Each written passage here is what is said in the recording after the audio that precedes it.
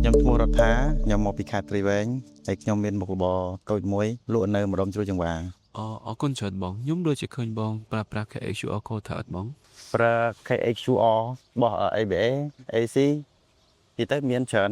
QR code ហ្នឹងសួរប្រើអត់បង ស្រួលបងតួហ្នឹងស្រួលដោយសារអីយើងបញ្ញាប់មិនបាច់បាក់អាប់លុយ ពីមុនអត់ទាន់ប្រើខុសគ្នាមិនដែរបង ខុសគ្នា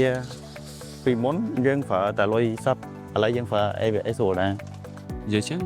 បងមានប្រើប្រាស់ Facebook TikTok ឬក៏ Telegram សម្រាប់ផ្សព្វផ្សាយនៅប្រទេសមួយបងអត់បង ខ្ញុំប្រើ Telegram ទីទៅ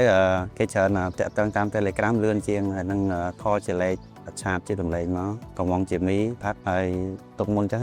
ស្រួលគាត់មកគាត់យកទៅមកនិយាយទៅគឺផ្នែកដែលមានភ្ញៀវគាត់នៅឆ្ងាយឆ្ងាយជួនកាលគាត់នៅរៀងឆ្ងាយឆ្ងាយវិញហ្នឹងគាត់ត្រូវការកក់ទុកមុនចឹងក៏ពេលគាត់មកយកកុំឲ្យបាររងចាំ អរគុណច្រើនណាស់បង បាទអរគុណបងបាទ